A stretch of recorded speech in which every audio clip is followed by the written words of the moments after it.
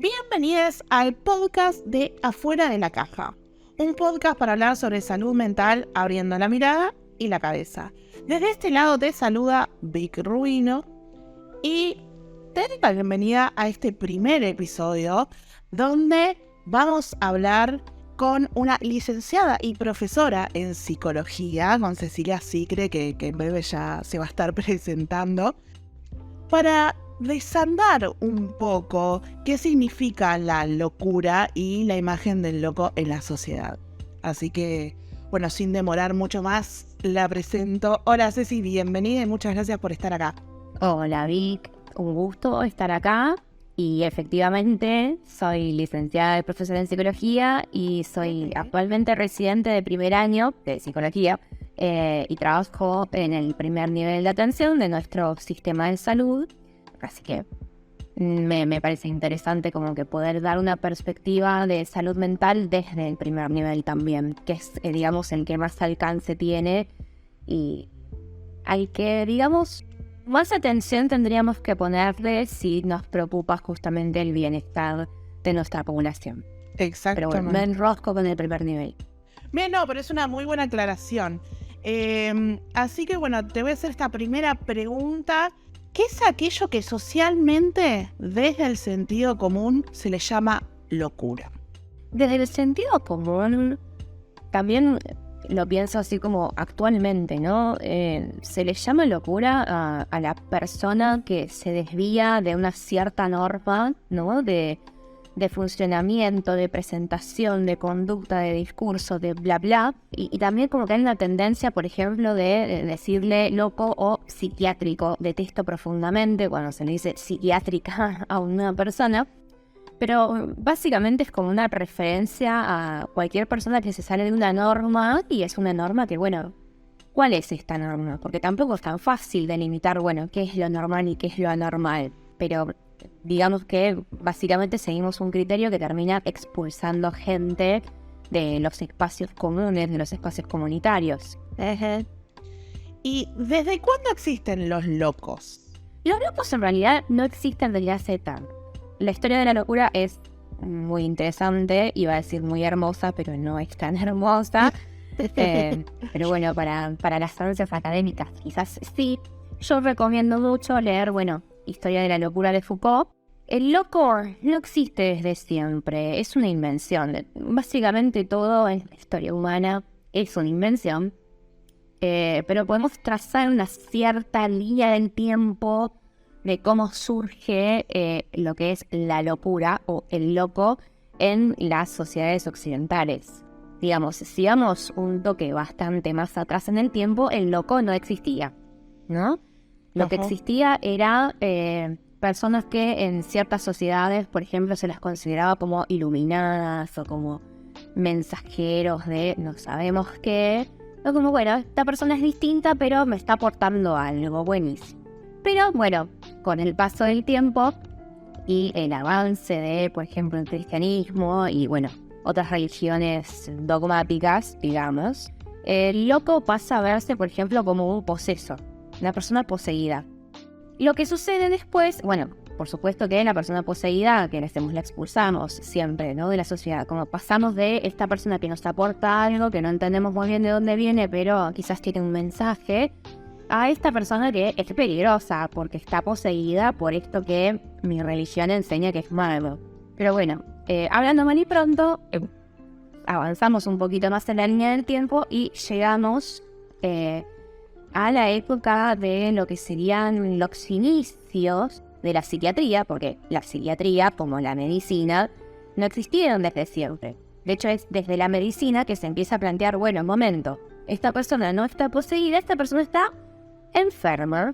Se pensaba también quizás que la enfermedad podía verse más bien en un desorden de las pasiones, porque tampoco estaba muy avanzada la medicina, ¿no?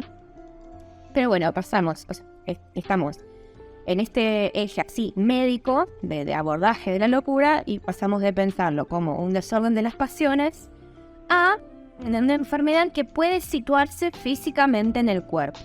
Es como que a partir de Pinel que se empieza a investigar un poco más sobre, bueno, cuál es el origen físico entonces de estas enfermedades o de esta enfermedad. En realidad era una enfermedad, ¿no? Se creía que la locura derivaba de una enfermedad física. Se pensaba que eran en razón de las consecuencias físicas que causaba, creo que cierto tipo de meningitis subaracnoidea, por ahí era súper específico. Y después lo que encuentran es que, bueno, primero que hay distintos tipos de locura, ¿no? No todo el mundo está delirando de la misma manera, no todo el mundo tiene la misma conducta bizarra. Entonces empiezan a investigar, bueno, a ver qué otras causas físicas podemos encontrar para explicar estos distintos tipos de enfermedad mental. Y ahí empiezan a surgir más enfermedades, en plural, mentales, y el intento de ya la psiquiatría en su época de oro de clasificar las manifestaciones, ¿no? Se observaba y se anotaba todo lo que estos pacientes decían y hacían, intentando hacer como una guía comprensiva, ¿no? de sus manifestaciones y poder catalogarlas después, lo que quizás ahora podemos ver reflejado, por ejemplo, en el DSM o la CIE-10, pero por supuesto súper distinto en esa época, pero quizás el espíritu ahí de catalogar y de describir es parecido. Entonces, arranca la psiquiatría, el paradigma de las enfermedades mentales, se empieza a catalogar, a discutir, y se brinca con la historia más o menos del psicoanálisis, que se mete ahí también desde un lado no tan médico, pero todavía con una patita en lo médico, para intentar hacer su propia también categorización e intentar explicar, bueno, el porqué de esa locura que vemos. Bien. ¿Y por qué se lo ha estigmatizado? Y bueno, hoy en día lamentablemente también continúa, si bien hay otras herramientas. ¿Por qué se lo ha estigmatizado al loco? Porque el loco es distinto. Todo aquello, desde, digamos, la época del gran encierro, ahí también recomenzó Foucault, todo lo que era distinto, de una cierta norma implícita, tenía que ser alejado de la sociedad porque lo distinto se consideraba peligroso. Se consideraba y se sigue considerando peligroso. Entonces se crean estas grandes instituciones diseñadas para encerrar, aislar y alejar a todo esto que era distinto. Y el loco no era una excepción. O sea, lo que quizás el loco no era antes pensado como un enfermo que requería estar, por ejemplo, en un hospital y el lugar de destino era más bien el asilo. O sea, se le prohibía cualquier tipo de interacción. Y esta tendencia siguió durante muchísimo tiempo, ¿no? De encerrar al que es diferente y de prohibirle cualquier acceso o cualquier soberanía sobre su propia vida. Y sí, hasta el día de hoy.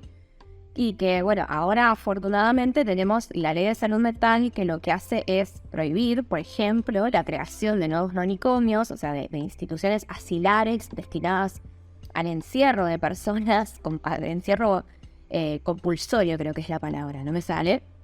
Y lo que plantea es que una persona que necesita, por ejemplo, una internación, también tiene que ser en la menor medida posible, siempre va a ser el lapso más chico posible para que te genere el efecto terapéutico deseado. Bien. Y es algo que se puede hacer también, ¿no? Como con tu consentimiento. Si no es con tu consentimiento, hay medidas legales también dispuestas para que se preserven tus derechos en la menor medida posible.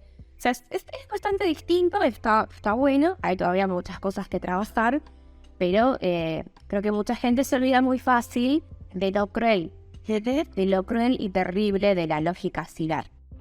Te quería preguntar, ¿cómo es la forma más adecuada desde el paradigma actual de denominar aquello que antes se consideraba como loco?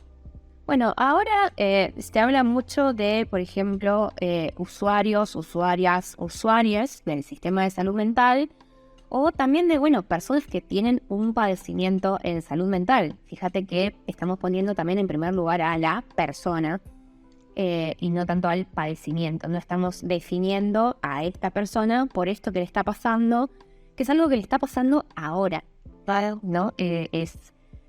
Lo pensamos en términos de una situación. Y es que ahora quizás no se habla tanto de el loco, o no se debería hablar tanto del loco. Por supuesto que quienes quieran reivindicarse, personas locas, son libres de hacerlo. Más allá de lo que las personas en sí decidan reivindicar, creo que en términos comunitarios o sociales está bueno que empecemos y se siga trabajando con esta denominación de usuarios del sistema de salud mental, porque en última instancia todos podemos ser usuarios del sistema de salud mental y lo vamos a hacer en algún momento o lo hemos sido. O también, personas con padecimiento de salud mental, está bueno. Si bien, siguen circulando denominaciones que son más bien discriminatorias, que no tiene mucho sentido y reduce a una persona a justamente esa característica que la hace diferente. Y ser diferente no es malo. El ser diferente es lo que le da, digamos, esa chispa, ese colorcito a nuestras vidas. Uh-huh. Y es lo que hace a nuestras subjetividades, que en definitiva es lo que tenemos que valorar.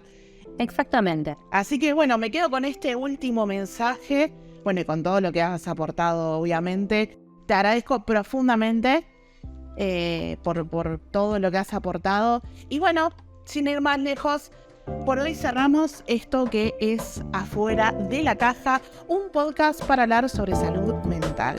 Un gusto, Vic. Adiós.